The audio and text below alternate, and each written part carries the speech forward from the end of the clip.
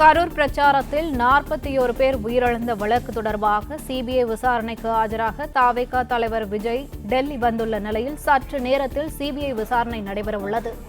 அண்மை செய்தியாக பார்த்து வருகிறோம். இதுகுறித்த கூடுதல் விவரங்களை எமது செய்தியாளர் நிரஞ்சன் வழங்க கேட்கலாம். வணக்கம் நிரஞ்சன், விவரங்கள் என்ன?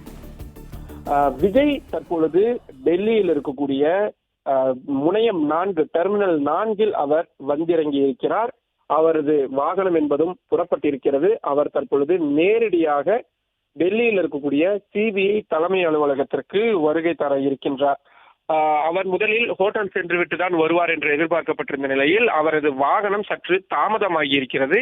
இதனை அடுத்து அவர் தற்பொழுது நேரடியாக சிபிஐ தலைமை அலுவலகத்திற்கு வருவார் என்றுதான் சொல்லப்பட்டிருக்கின்றது. இந்த சிபிஐ விசாரணையின் பொழுது அவரிடம் மேற்கொள்ள போகக்கூடிய முக்கியமான தகவல்கள் விஷயங்கள் என்பதும் வெளியாகி இருக்கிறது.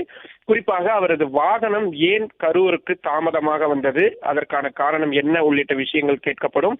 அதே போல விஜயின் தனி பாதுகாவலர்கள், அவரது ஓட்டுநர் மற்றும் பிற நிர்வாகிகள் கொடுத்திருக்கக்கூடிய வாக்குமூலங்களை விஜய் அவர்களிடம் தெரிவித்து அதை சரிபார்க்கக்கூடிய விஷயங்கள் என்பதும் செய்யப்படும் என்பதான தகவல் தான் கிடைத்திருக்கின்றது.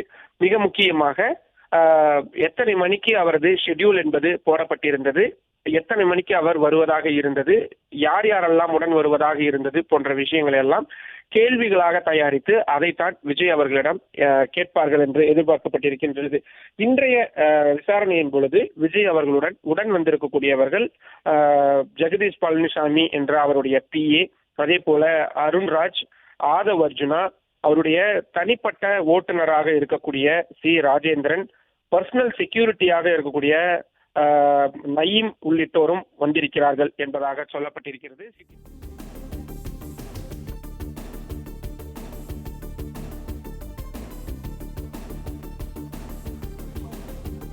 கரூர் பிரச்சாரத்தில் 41 பேர் உயிரிழந்த வழக்கு தொடர்பாக சிபிஐ விசாரணைக்கு ஆஜராக தவேக தலைவர் விஜய் டெல்லி வந்துள்ள நிலையில் சற்று நேரத்தில் சிபிஐ விசாரணை நடைபெறவுள்ளது.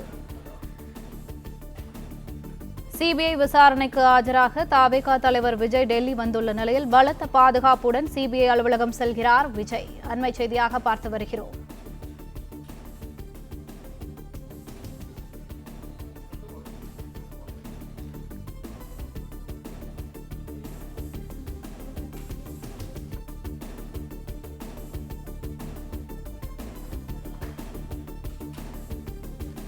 இதுகுறித்த கூடுதல் தகவல்களை எமது செய்தியாளர் நிரஞ்சன் வழங்க கேட்கலாம். வணக்கம் நிரஞ்சன், விவரங்கள் என்ன? விஜய் அவர்களுடன் 10 நிர்வாகிகள் வந்திருப்பதாக நமக்கு தற்பொழுது தகவல்கள் என்பது சொல்லப்பட்டிருக்கின்றது.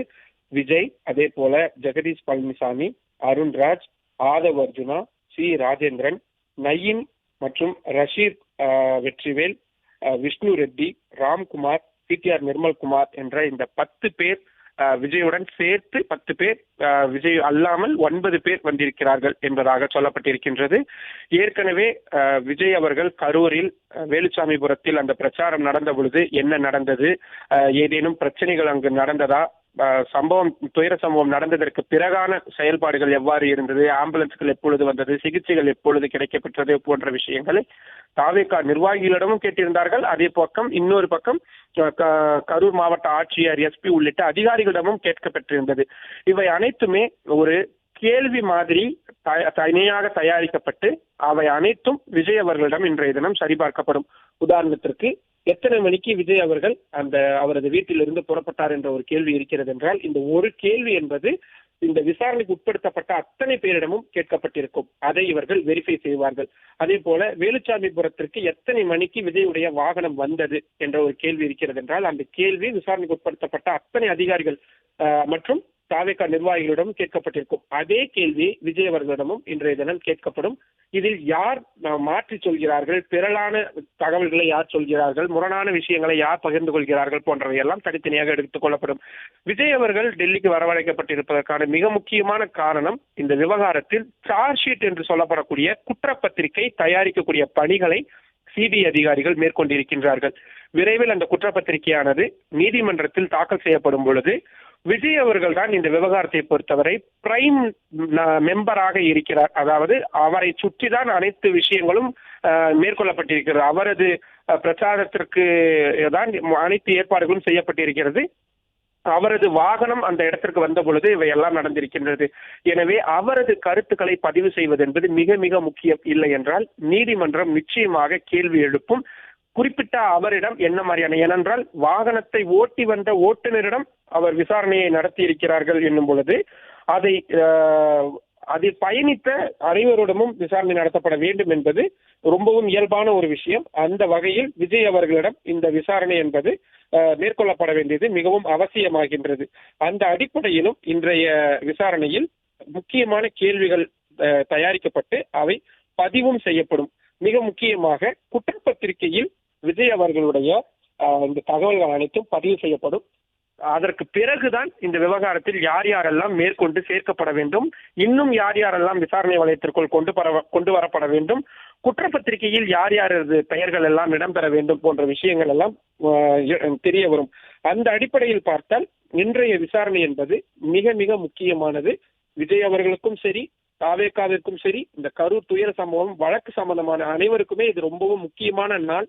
இன்றைய நாள் முழுவதும் விசாரணை என்பது நடைபெறும் என்பதாகத்தான் சொல்லப்பட்டிருக்கிறது. மற்றபடி நீண்ட இடைவெளி என்பதும் அவருக்கு அவ்வப்பொழுது கொடுக்கப்படும். அவருக்கு தேவையான விஷயங்கள் என்பதும் சிபிஐ அதிகாரிகள் தெரிவிப்பார்கள், கொடுப்பார்கள். ஏனென்றால் ஏற்கனவே புஷி ஆனந்த், ஆதவ் அர்ஜுனா, சிபிஆர் நிர்மல்குமார் உள்ளிட்டோர் டெல்லிக்கு வந்து 3 நாள் விசாரணை நடத்திய போதும் கூட அவர்களிடம் அதிகபட்சம் 3 to 4 மணி நேரம் தான் ஒட்டுமொத்தமாகவே விசாரணை நடத்தப்பட்டது.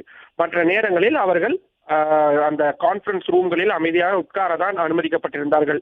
இன்னும் சொல்ல போனால் உணவுக்கு கூட, லஞ்சுக்கு அவர்கள் வெளியே செல்வதற்கு கூட சிபிஐ அதிகாரிகள் அனுமதித்திருந்தார்கள். ஆனால் அவர்களாகத்தான் செல்லாமல் இருந்தார்கள். அதே போல விஜய் அவர்களுக்கும் தேவையான அத்தனை ஏற்பாடுகளையும் சிபிஐ அதிகாரிகள் இன்றைய தினம் செய்து தருவார்கள். தேவைப்பட்டால் அவர் மதிய உணவுக்கு அவர் ஹோட்டலுக்கு செல்வதற்கு கூட அனுமதிப்பார்கள். ஆனால் நமக்கு கிடைக்கக்கூடிய தகவல் தேவையில்லாத ஒரு பரபரப்பை ஏற்படுத்த வேண்டாம் என்பதற்காக விஜய் அவர்கள் சிபிஐ அலுவலகத்திலேயே இன்றைய நாள் விசாரணை முடியும் வரை உள்ளேயே இருப்பார். அவர் வெளியில் வரமாட்டார் என்பதாகத்தான் இப்பொழுது வரை சொல்லப்படுகின்றது. ஒருவேளை அங்க இருக்கக்கூடிய சூழலை பொறுத்து அவர் தனது முடிவை மாற்றிக்கொள்ளலாம். ஆனால் இப்பொழுது வரை அவருக்கு அந்த சிபிஐ அலுவலகத்திலேயே தான் உணவு உட்பட அனைத்துமே ஏற்பாடு செய்யப்பட்டிருப்பதாக சொல்லப்பட்டிருக்கிறது. பிளே ஸ்டோர் மற்றும் ஆப் ஸ்டோரில் இருந்து பாலிமர் செயலியை QR கோடு மூலம் பதிவிறக்கம் செய்யுங்கள். செய்திகளை உடனுக்குடன் பெறுங்கள்.